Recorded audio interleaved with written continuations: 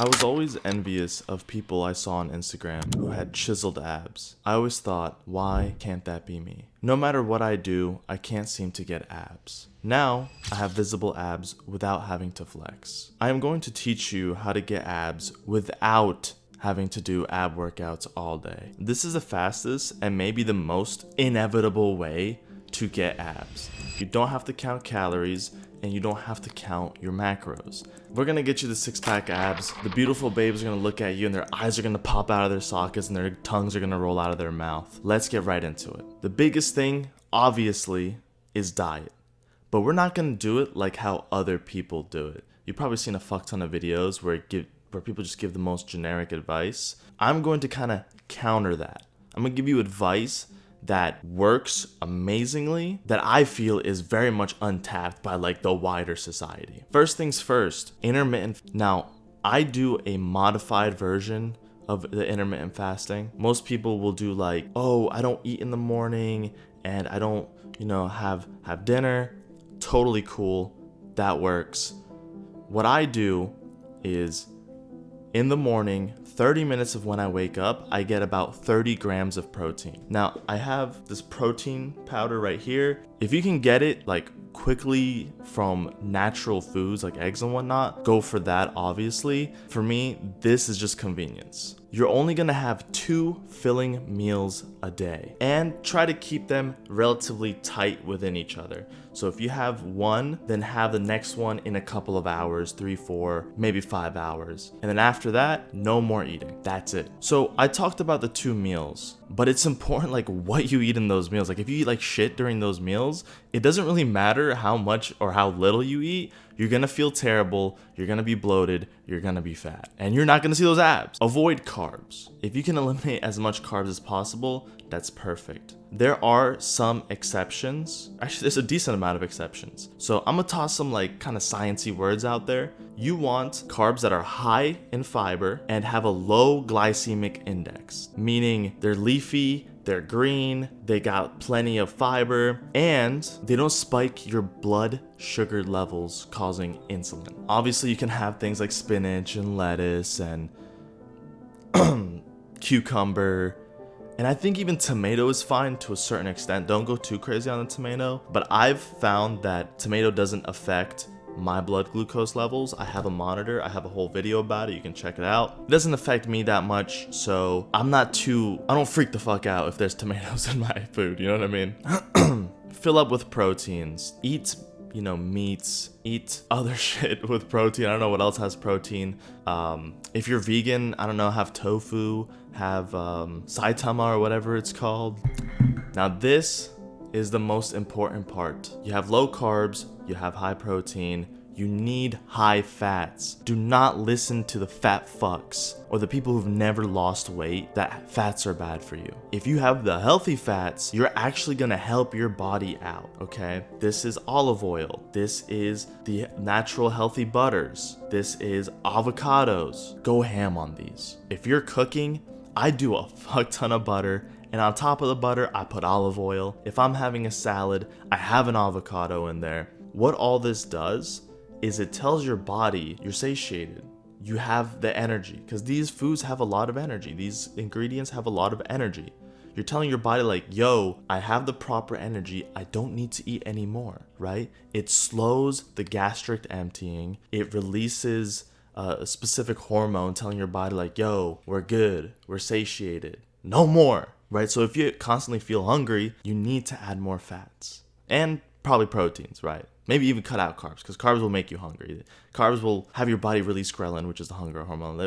All that fucking science shit. What to avoid? Carbs. Avoid also ultra processed foods. I do make some exceptions occasionally. Like obviously, like I have powdered protein. that's pretty processed. But I'm also talking about like chips, bread. What else? I mean like cake, I don't know.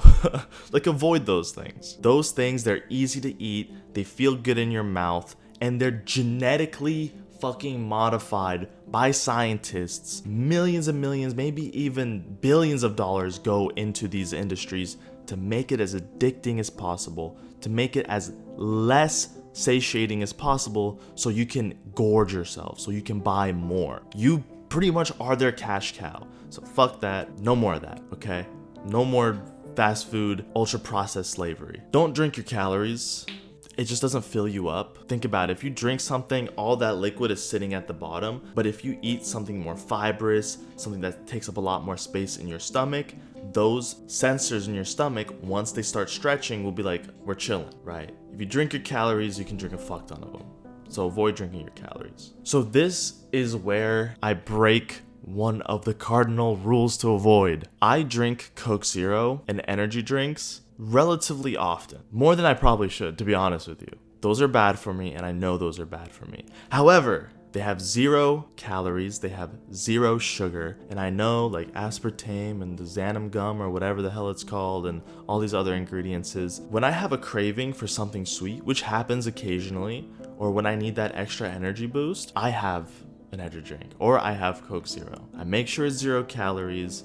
I try to keep it to a minimum, but that is one thing that I deem permissible, and that even though I've been doing, I've never had any issues. Okay, so these are bonus tips. You don't need to know these, but honestly, a lot of people fall into these traps. They focus too much on just the food, and they don't put enough emphasis on environment and social. When I say environment, I mean, when you go to work, do they have donuts in the break room? When you go to a specific restaurant, or is it a fast food restaurant? Is it a healthier restaurant? Do you have options that you can eat? Then there's also where you eat. Are you constantly on your desk eating food while you're doing some work? You're training your body to constantly be hungry and wanting food while you're doing work. If you can help it, go sit at the dinner table. Make it kind of like a social thing, like where you're maybe with your family, or I don't know, if you have friends over, eat with them, right? Kind of all come together, eat,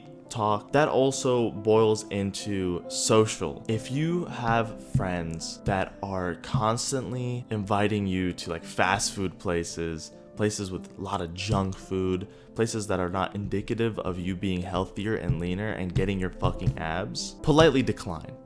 Maybe they'll get annoyed for a little while, but then if they're good friends, they'll realize, oh, like this is just him. And maybe they'll notice like, yo, he's doing something good for himself. Maybe I should do something good for myself. And you inadvertently help them. You're gonna be the guy who actually becomes the change that people need. Did I have another tip on that?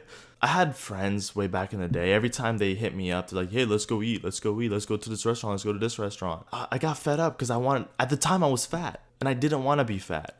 And I didn't know how to say no. So I kept saying yes and going until I just ghosted this person, which I feel bad. I should have been more upfront and honest, and maybe things would have been different. But this is kind of where we're at. So, about friends. Do other activities. Go for a walk. Go for a hike. Work out together. It doesn't always have to be about food. Go see a movie. I don't know. Hold hands. Kiss each other. Don't beat yourself up. The point is to learn from those mistakes and constantly iterate. Constantly improve yourself. This is the journey.